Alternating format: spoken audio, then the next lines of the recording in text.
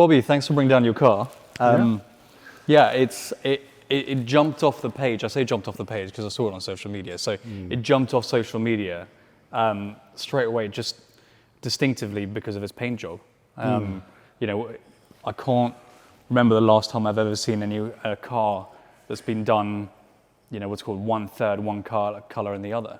At the right angle, you would think it is two different colours. Yeah. And of course, you know, it comes on. Yeah. So tell me about the. Let's start with the basics. So what have we got here? What's the base car? This is a 75 911 2.7. Yeah. Just basic. Okay. It was done as, when I saw it on eBay, it was done like a turbo. So already had big arches on it? Yeah, it wasn't done well. No? Of course. No, it was scrap, basically. Really? You know, what was happened, that bad? The chap had it, he'd owned it about 10 years. I think that's his private name on the number plate. Yeah. It'd been under a carport. He'd got ill, had this idea he was going to restore it, couldn't do it. It collapsed on top of it, the carport, and it was dragged out, and basically I bought it. Right, wow. The bloke brought it up on a low loader. I never went down to see it, wrongly. I didn't know Porsche. There's a little tap underneath, and I thought it's not too bad. Yeah. But when the undersill comes off, yeah, different It was story. something else. Yeah. So the carport had collapsed on it. And what state was it in? Was it driving or? There was like 20 dents in the roof, rust holes in here, there. No, not driving. No. The floor was through. You could see daylight. No, it wasn't. No, probably not that bad. Once we started hacking about, it was getting that bad, but it was definitely not drivable. I got the 2.7 working. Yeah. But it made such a horrible noise. I got out of that pretty quick. Okay. Yeah. Fair enough. So everything is basically been upped or changed, or I can see that. It's a whole. If I would have known how bad it was, I would have never bought the car. You know. Really? Yeah. Gosh. So if you could have words with yourself again and do it all over again, what forewarning would you give yourself? Just buy an American left-hand one, you know. Yeah, call it a Save day. yourself a lot of grief. Yeah, fair enough. Okay, no, so I mean, what advice would you give for someone who's looking to buy a car on eBay then? Go down, have a good look, and take someone with them who knows what they're on about. I mean, I knew it was rough, don't get me wrong, but I thought it was a bit of good patching, that sort of thing, seals. Yeah. I didn't realise I'd be putting new rear quarters on, new inner wings. Right, wow. Yeah, it was big time, yeah. So new rear quarters altogether? Yeah, there's a story to that. Probably you go out. No, go for it. Well, what it was, so the car came back, been acid dipped. These were gone, holes all through here. They just weren't worth patching. Okay. So an advert came up, some chap had his repaired. They went to put the doors on. It'd been done in a thingy, you know, what do you call them, a rotisserie. Yeah. Couldn't get the doors on. So he took it somewhere else. They took them off and said, oh, they're scrap. But they were brand new, Porsche. So he said, that he advertised them as patching. I thought, well, they're not bad. There was a little bit to make up and a little bit of metalwork. Yeah, and I made them back up and got them on. So they're genuine Porsche, but these are arches that are welded on and leaded in. Okay, so the rear quarters They've been joint here, and around here. Yeah. These have been off, all repaired under there and made new metal in. So the rear quarters, that was it. But also there's the kidney bowls we did. Yeah. There's the floor came out, inner wings, inner seal, outer seal. The lot really, you know, new floor. Yeah. The floor wasn't so bad, but then I was talking to someone, I said, well, should I patch it? I said, well, you might as well put the whole floor in. Yeah. So I did. It was a left-hander, so it had to be swapped here and there with a few bits, but wasn't too bad. But then all the metal that holds the floor was rusted as well. Right. Because this one is, I think they started galvanising them in 78. Yeah. So I missed it by 2 years. Was it 78? I'm trying to think. I think 77, 78, they started galvanising. Yeah. You know who's going to know the answer to that is John. John, what year did they start galvanising the shells? 76. The boss says 76. So I missed it by a year. Thank you. Yeah. Seat bowls in the back. The inner wings at the front. Yeah. On and on, really. Okay. And so the rear quarter was a genuine Porsche quarter. Then it had been on and then took off again. Okay. Not very well. Yeah. So I repaired all the where they'd gone and straightened it all out. Both of them. And when you say I repaired, what you yourself specifically? Yeah. I did all the metalwork. Yeah. Gosh, so have you got a background in metalwork? Well, I learnt to weld at school, and my dad's always welded, and I've always kept my hand in. But we were like gas welding then. Right. And I worked in a body shop. Gas welding. Originally, yeah. Right. Wow. With gas. So for those who don't know, gas welding is is a dark art form. It's certainly harder than MIG. It's harder than anything else, isn't it? Because from what I understand, from what I remember, you're effectively just using heat to put the two pieces of metal together. Yeah. There's no third-party metal being put in there at all. No. It's a serious art form. That's how we started. Right, so wow. when we got into, and I worked at a body shop for about 18 months, but I never did any of the sort of fitting up. We were just filling and, you know, rubbing down, that sort of thing, bolting wings on, that type of thing. But I watched the blokes and knew what we were doing. Jeez. But then what with YouTube, I mean, whatever you want to do, someone has done it. Yeah. So if you follow that, it's better than having a teacher in the college, really, some of it. You make it sound so simple. I'm not being funny, but that is super impressive. And you can I touch can't metal weld. and can measure, Yeah. But That's impressive. So in fact, actually, this car found the right owner because, you know, what's called Well, I was kind of committed, weren't I? Because otherwise it was like down the pan, wasn't it, really? Yeah. It was, Jeez. and I've replaced so much of it. I mean, the gearbox is a different gearbox, but... Okay, we'll get into the mechanical bits in a little bit. I just want to focus. So you've got the new arch here, and then this arch here, this extension. So did you buy that from Porsche as well? Auto Sport, is it Auto? Auto Sport, I bought them. They're up the road from here, yeah. Yeah. So that's a fiberglass piece? No, that one's steel. Oh, so Autosport do steel panels as well? Yeah. Yeah, they do with the arches anyway. Yeah, so yeah. it's cut sort of about here, Yeah, right the way down, and then welded on. I TIG welded that one on, both of them on. And I'm just looking at the shape of it, and are they... They're turbo. It's 930, isn't it? Yeah. The shape. Yeah, the 930 is a little bit less round here. It's a bit more square. Yeah. And in here as well, it's a bit squarer. Yeah. Okay, interesting. Cool. The roof was so dented that it had stretched it. So I had to learn how to metal shrink, which was I loved it, because it's with a torch and that and a damp cloth, and you're bringing all the dents out and keep, and eventually get it. Of course, it's had a layer of filler over it, but to get it out, that was quite enjoyable. That it took a week just to shrink all them out. Jeez. So when did you buy the car? What year was it? It'd be about 7 years ago, I think now. 7 years whatever ago. that would be. And how long have you had it on the road now? About 2. About 2 years. A year just finding its way. Yeah. With a list of 20 items every time I come out for a ride to do. And then eventually now I've just got it more or less spot on, A little bit more work on the suspension, but Okay, awesome. And talk to me about the colour scheme. Jaguar, I think that's more a sort of 70s Jaguar colour. That is American House of Colour candy. I thought so, because it looks like a candy red, doesn't it? It's black over a black Ford Panther, which is that black there in the line. And then 4 coats of candy. Right. So when you're out in the sun, it pops in all different ways, When you put that on a silver base, it looks cherry. And it's got pearl in it. It's a new one they did. It's about £400 a litre, that is. If you feel there, you won't feel any ridges. Because I've lacquered it, flattered it, lacquered it. So it's had a few hits of lacquer. So did you do the paintwork as well? Yeah. So you painted I painted it myself, Jesus. I'm not being funny. It's not going to come across on camera, but the finish of the car is super impressive. Well, where did you paint it? In the garage. You painted it in your garage, just as a garage job? Well, I phoned up the gun. I've sprayed before. Yeah. But never anything quite like this. And I phoned up the big gun paint supplying guns, and he said, get a DeVilbiss GTI. He said, it'll do GT1 or whatever. It'll do everything you want. It's about £300-400 for a gun, spray gun. For a spray gun, He gave me the 2 nozzles, lacquer and base. Yeah. And then it's just practice, and time you've primed it all, you're getting the feel of the gun again.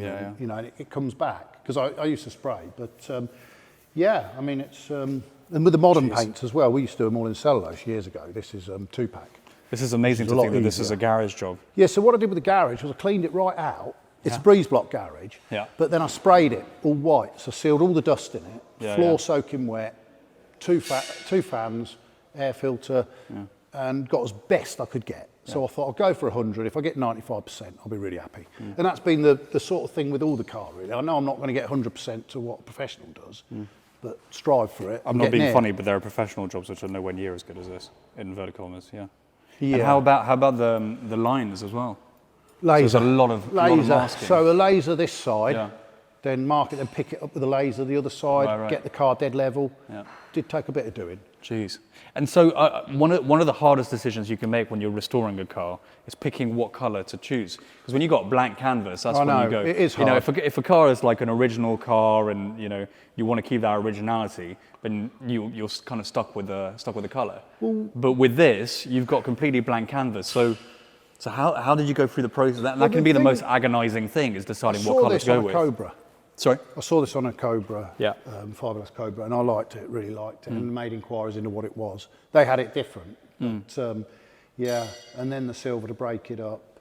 You've got a black base anyway, so the stripes aren't too hard to do. Yeah. And then the greys, I just looked and got so fed up, I thought, well, that's the one I've liked the most. So, but the thing is, like when I came to Boxengasse, your show, you'll see 10 green ones, 10 blue ones. So after you've seen a few, you tend not to look at, because you just, so I wanted something that stood out a bit more, and was, because you look at the race cars, don't you, sometimes more. You'll look more at that or that. Yeah. And that was the idea with it, really, just to give it a bit more interest. No, it's amazing. It takes a lot of brass to do a car, half one colour, half the other. We get thumbs up when I'm going down the road, people. I'm sure.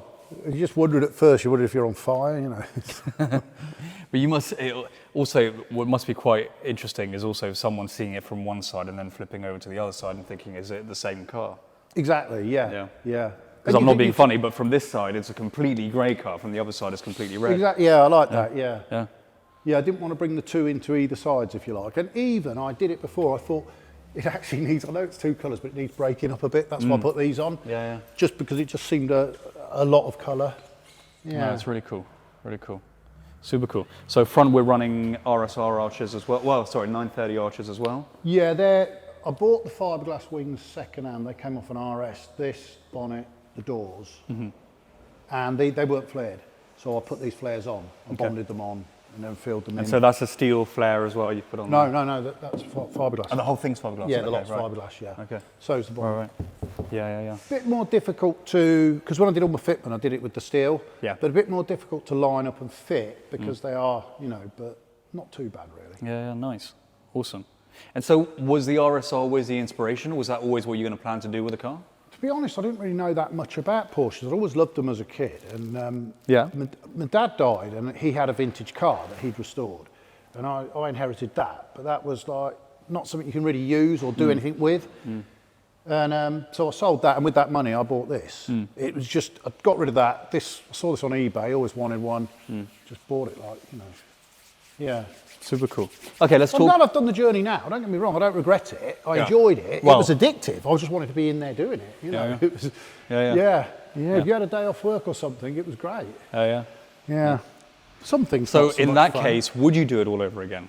Because right now you're expressing. Retired, but not while I'm working. No. Okay. Take on littler things, Yeah. Awesome. Very cool. But I come from scooters, you see, so we're always doing Lambrettas and things like that and working on. So I've done that all my life, really. So I know that, and I enjoy doing it, so it's, So let's talk mechanicals. So what's hiding underneath this ducktail? Is it still the 2.7, or do you say you got rid of that? 2.7 I wasn't very happy about. Do you mind if I pop the lid, is that right? Yeah, sure. And I read about them, and people were saying, oh, they're this, they pull studs, case studs and things like that. And the magnesium, and they're not as good as the alloy blocks, So I was looking around, this came up on eBay. What it was, the chap was running around with it. He'd had a fire over this bank of PMOs. Right. They'd stripped all the engine down, half of it, out. Arguments had happened, sat in a garage down in Cornwall for about 3 years. Went on eBay, I came along, part exchanged a 2.7 and bought this. So this is a 3.2 with 964 cylinders on it. 3.2 with 964 cylinders, okay. So the 3.2 Carrera, yeah, and then the 964 barrels, cylinders, they've machined the bottom to pocket them in. Okay. I didn't do that, that was done. And then it's got the original type heads on it, Solex cams. Okay. Solex cams? Yeah. Okay. Now, I don't know about the Solex cams, but I've got, I don't know if you want to see it, I've got the readout, the dyno sheet in there. Yeah. Hell of a torque on them. Massive torque. I mean, I was coming up here today, I was in 5th gear, sat at 1,500 doing 40, and it will just pull clean all the way up. So has the displacement been affected at all by the bigger cylinders? Yes, yes. It's so now what's it now? 3.5 now. It's now 3.5. Yeah. Yeah. Okay. And what so it's a Mahler cylinder, and what just a standard 964 cylinder piston. Yeah. Okay. Interesting. Yeah. I rebuilt the whole engine, took it apart. Yeah. For the crowd, I spent a month just cleaning everything, and then started assembling it, and then Paul down at Tuttles, he helped me a lot with the parts. Okay. Because that's one of the main things, getting the parts. Yeah. Well, yeah, which ones you need exactly, and yeah. So had the engine already been rebuilt? No. It hadn't. Okay. It'd run around, Yeah. and then they had this fire. They had electronic ignition on it. Right. I've gone back to the old points. Okay. They had the fire over there, so they stripped it. The carbs went back to PMO. It was during COVID and PMO weren't working, so I had quite a bit of difficulty getting the carbs sorted out, but I managed to do it in the end. Yeah, so it's on the old CDI box. I've got a spare one there in case that goes, because that's 50 years old. I don't want to just... Yeah. Have you come across classic retrofit? Yes. Yeah. Yeah, but there again, it's another £1,000. It's a lot of money. And then people were talking about twin plugging them, and they were saying, well, unless it's on the racetrack and you're pushing it over 5,000 a lot, it's not really worth it for what I'm going to do with it. So I never went that route. And so internals are still the same? So same rods? Same rods. It's got the ARP bolts in the crank. So the case bolts? Yeah. I think it's which on is just kind of your standard 993, the big studs, the head studs. Head studs, yeah. So everything's pretty good, and like all the rods, I had them checked. Yeah. For sizing and that, they were fine. So you stripped the engine back again? Stripped it right down. Right, yeah. I've never done so it has been rebuilt then? Totally rebuilt. Yeah. All new bearings, shells, that sort of thing. And so who did the engine rebuild for yourself? Sorry? Who did the engine rebuild? I did it. You did the engine rebuild as well? I stripped it all, yeah. Oh God. Right, okay. So there's nothing you won't throw your hand at then? No. Yeah. No. That's super impressive. Okay. Took a little while to get it started. From putting it in to getting it to run was a month. Keep buying bits and this and that. And I had the distributor recurved to an RS curve, and I just followed people's advice, but it's difficult when you've never owned one before. God, I'm super impressed. I'm just blown away. That's an amazing build. To think that this is all something that you've done yourself at home. What I loved about it was you coming out of the garage, then you get on the internet or the book, and you start researching it and you learn it, and it's just great. Yeah. It's all out there if you want it. If you can use a spanner and a screwdriver, I think anyone could do it, really. Sure. It's just time and, Well, you put it very lightly, yeah. I think that's the biggest problem I have, is that there was a time when I've never tacked anything like this. This would scare the living hell out of me. But like what's called, I've done suspension overhauls, basic servicing, big red upgrades, little bits and pieces is like that. But like the problem I have is just time, you know.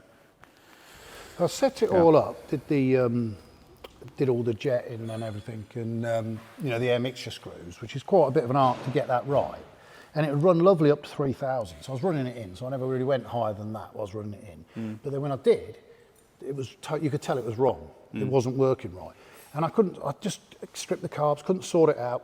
I went to Northampton Motorsport, got it on the rollers to set up, because I thought, well, they can look at it, they know what they're doing. They put a heat gun on the cylinder, says you've got a cold cylinder. So he sprayed some spray down the neck. Some carb revved cleaner. up beautiful, smooth and that. Yeah. So he says, you've got a... And what it was, I'd got one of the Venturis in the wrong way around, so it cut the main jet off. But I didn't know, you see. I was struggling with that for months. And it cost me the rolling road session, because it was all set up. He said the setup was wonderful, but it was just... I've heard really good things about Northampton Motorsport. Yeah, they're good. The thing is, if you're on the rolling road and they're working, it gets expensive, because obviously it's rolling road time rather than garage time. But but it cost me, but we got it sorted out, so it's great after that. I mean, this really revs up quick, this does. It goes...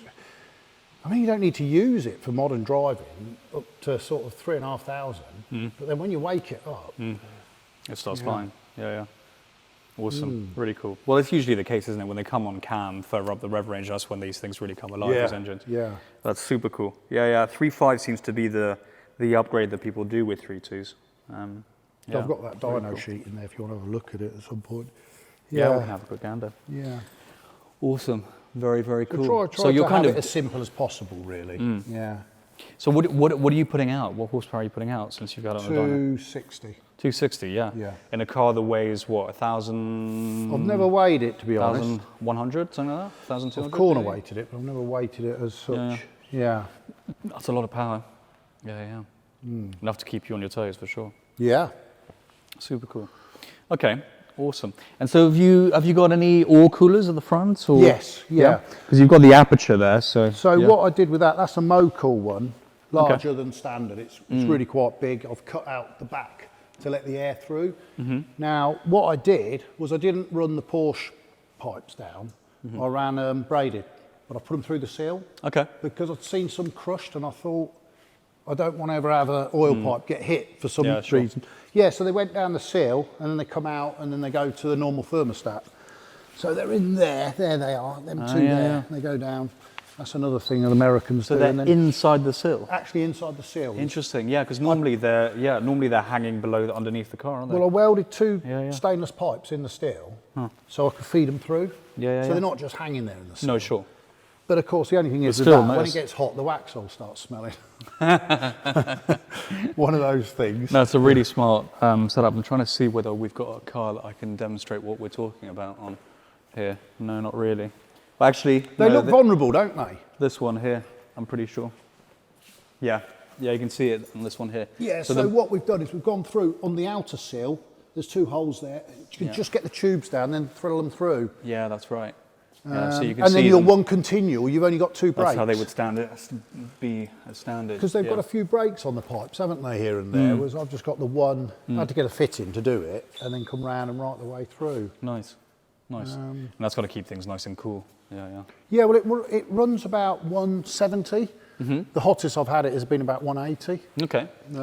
God, that's pretty accurate. So do you have a gauge specifically? Yeah, well, it's got a gauge in there. Yeah, I've got the temperature gauge. I just follow that. But yeah, because the temperature gauge, the standard temperature gauge, doesn't give you that. Doesn't tell you specifically. Yeah, well, no, but I can see by the drop down. I've just sort of guessed that. But where it always sits is about 170, I think. Yeah. Okay. Before we delve inside, what exhaust are you running? I think that's just a Danks one. Okay. Came with it. Sounds good. But the other day there, I was messing about underneath, and it was cracked, broken. At the thing where the three come in, the collector, and that one was cracked. So I welded them up, put patches on them, and made them better than they ever were, really, with some stainless. Not a double, but yeah, it seems okay. I mean, it's. Okay, cool, nice. That came in with the engine deal. And talk to me about the running gear. So what's suspension have you got on there? That's gas, that is. Gas. Okay. And you're still on torsion bars. Torsion and coilovers. Oh, you've got both? Well, they've done cars like that. So they said you, so the torsion bar comes up a bit, then the spring comes in. Yeah.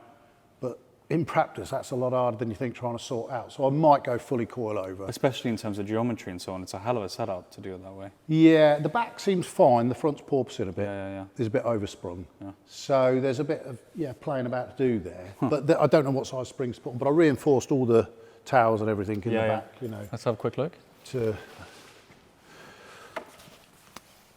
made the patching up and everything. Serious reinforcement, that. Yeah. I was just... Yeah, you weren't messing around. You see the reinforcement at the top of the struts there. Yeah, big old welded plates. the tops on. And yeah, that's not going anywhere. While you're under there and you're rolling the car over. I made a big frame with like a 50p piece thing, but to roll the frame over. Yeah. Seen that was really handy. Super cool. And I'm just looking at the car, I'm just looking at this engine bay. Were you tempted to carry on the red and the silver through the engine bay? No, I don't know what. No, because I sprayed that and I wanted just to tape it all out. It comes up here on the deck lid, but I wanted to just kind of tape that all out and leave that and get on with the outside, if you like, rather than trying to get in there and knock something. Yeah, fair enough. Because it's only a double garage, so you've got everything in there and trying to get round it, but... Super impressive. Very cool. Very cool. Okay. But it's like these, they didn't fit. All these backs here, I had to cut them and alter them to make them fit beautifully, you know? If you just put it on how they were, this is all disappearing or not right. Same on the front. I'll tell you what. Nothing seems to fit with everything. It's very often when I see RSR backdates, this here is always very telling. This line is never straight. Yeah, that one needs altering. You've got that nailed from what I saw as the car was reversing in. But often enough, you'll see that the bumper will come in at one angle and the arch will come in at a slightly different one. Yeah. But actually, yeah, you've got it nailed there. It's got an uprated anti-roll bar. Okay. Calipers, Chris at Carbon 12. Yeah, Yeah. I know Chris. He did them for me. Nice. So he does. He does his own. He's it's interesting because he doesn't. He does the anti-roll bars as well. He does bits for Alphas and things. Yeah. No, he does all sorts of cool things. I've got a set of his on that yellow RSR over there. They're very good. And in fact, I'm just not sure on the pads I'm on. I might need to change those out. You know, but yeah, they're okay. Cool. Because I used to have an aero race car, and this on the brakes and the steering gives me the same feeling. Mm-hmm. Steering loads up lovely. It's just love it. Driving it, yeah. Nice. And so you're running 8s and 9s? No, 11s and 9s. 11s and 9s. With Pirellis. Yeah, 8s and 9s as ST, 9s and 11s. Yeah, they're turbo RSR. on the front and whatever on the back. Okay. Whether that was the best thing to do, I don't know, but because you do feel the bumps a lot, and there's a hell of a lot of tyre noise comes off these. Yeah. When I was driving abroad and you get on the right tarmac, it's silence, and next minute, again, it is quite loud. Yeah. 9s and 11s. And are these, who are they made though? Are they braids? Braids, yeah. Yeah, they are braids. Yeah, you can tell by the edge of the lip. Well, I bought some of the Maxis, are they? Sorry? I bought some of the Maxis. Don't know. Maxi Light or something. Oh, the Maxi Lights, yeah. And they didn't fit properly on the back. They needed a spacer and this and that. And then they wouldn't balance up properly at the tyre shop, and I sold them, so I put these on. Yeah. Okay. Cool. Yeah, and a nice matte black finish. You do tend to make a few mistakes with purchasing, you know, there's no doubt about that. Yeah, cool. Right, let's get on to the inside. So you had to decide, obviously, the interior colour as well. So black and red. Always liked, I had a BMW with the burgundy and the sort of alloy trim, and I like that look. So yeah, went with that.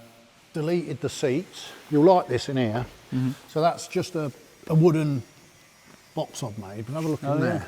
Look at the spare compartments. Oh yeah, yeah. Tommy, I want to come and have a look at this. If you can see. That's it foam there. You buy for toolboxes. Yeah, so I cut it all in. And So that's your. All the different bits and bobs for going abroad in, and there's some points in there and everything. And in the other one, I've got all the other stuff you need.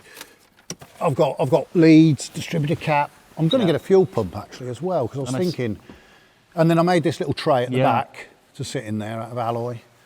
Because I couldn't see the point of having the back seats at all really. No roll cage.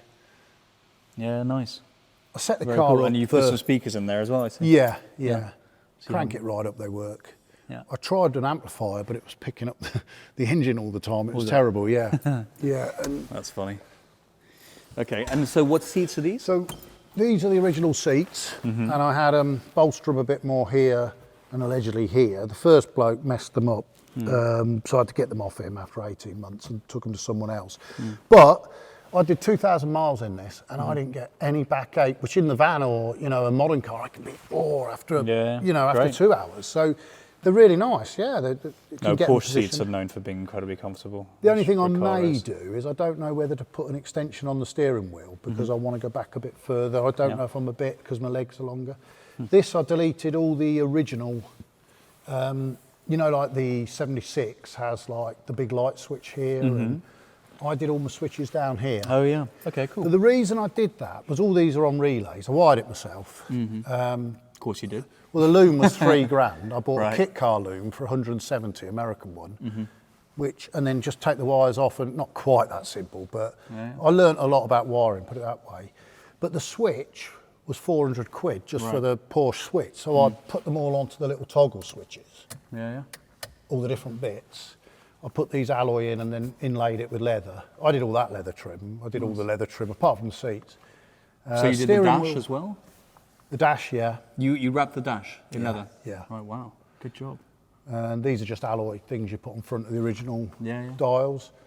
Had to get, because it's a 3.2 Carrera gearbox, I had to get the new Speedo. That came from Australia. Okay. Because it's electric rather than cable. Yeah. 800 quid for the privilege. Yeah. Super funky. And I see you've got a phone mount. It looks like a suction cup. Yeah, that's really good, that is, actually. That can fold up and go under, and it just clips in there. But I'm thinking of doing what one of your chaps did with the mini iPad, moving all these switches to here. I like that. Yeah. Because it's so big, isn't it? You can touch it without, a phone's a bit, you know, when you're mucking around with it. Definitely, it's a big screen, and when you've got Waze on there or Spotify or whatever for your road trip. Because you use this car, you were on a trip to Austria, you said to me off camera earlier. Yeah, I've just been a couple of weeks, just got back from there. Oh, it's, the brakes are direct twin APs in there, and a pedal box sort of made up. Yeah. Super cool. And then, okay, and you've taken the boot off the shifter there as well. Yeah, I like that look, actually. Do you mind if I take a seat? Is that right? right? Yeah. I made the little cup holders as well in there. Oh, yeah. Copied them, but... I was going to say, I thought I'd seen them somewhere before. Yeah. Okay, nice. And you're running, what is this, a Momo Bath wheel? No, that's our Bath. Yeah. Yeah, it's not made, it's not, is it, well, I wonder, I don't know. That came from Canada, that did. Yeah, I don't know, I just liked it. I thought it was quite different, size is nice and all. It's got a nice amount of patina on it. Yeah, there's a lot there for some reason, yeah. Yeah. It's a bit Clock of a don't work, but that's not a problem. Well, yeah, nice. Very cool. And how about this? New headlining in it, I'll put that black one in. And how about this? Yeah, that I adapted that. That was, I don't know, I think it is a Porsche 1, but I preferred it to the, it can vibrate a bit sometimes on certain roads, but yeah, and then it's just 3 bolts up there. Nice. Super cool. The glass was a pain to put in. That was the worst job. That's the job I hated the most, especially all these back side ones and that, yeah. But we got it done. Yeah. Can we have a quick look under the bonnet? Yeah, sure. Your bonnet release is on the left? Yeah. Yeah.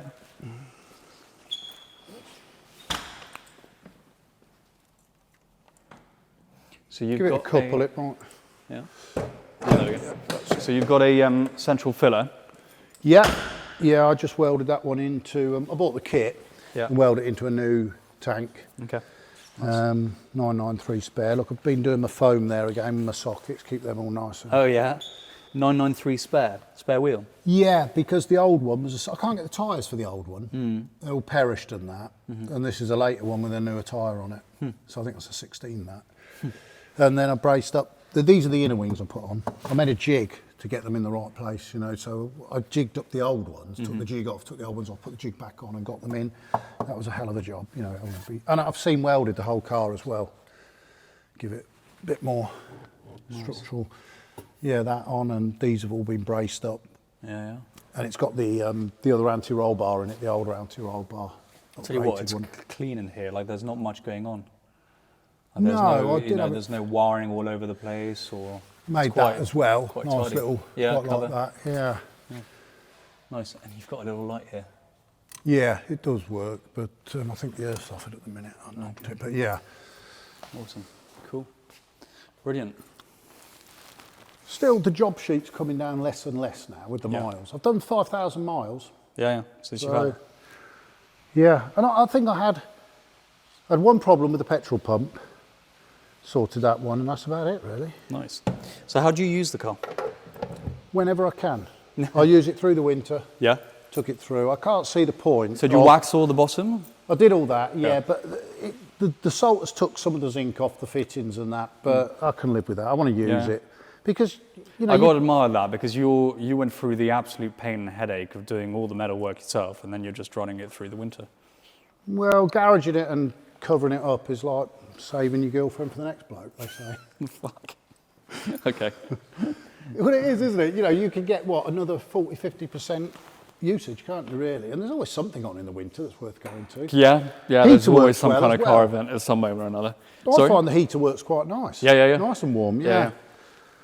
No, I think,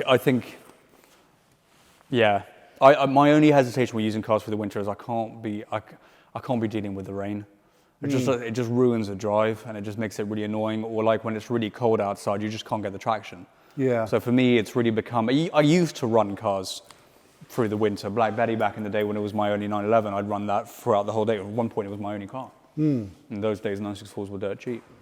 But yeah, if it's really bad out, I'll probably not take it. But now I'll really focus on quality and not quantity. But that's super cool. Okay, awesome. But like, I've raced cars, and I used to enjoy racing in the wet quite a lot. Even though you're getting wet, I preferred the extra, feel to it. So is it predominantly? Have you predominantly built it for like B roads, for touring in Europe, track days? Yeah, grand touring. So you could drive across to Germany, no problem, or you can have a good bit of fun on the roads. Nice. Super cool. Well, thank you so much for bringing it in, Bobby.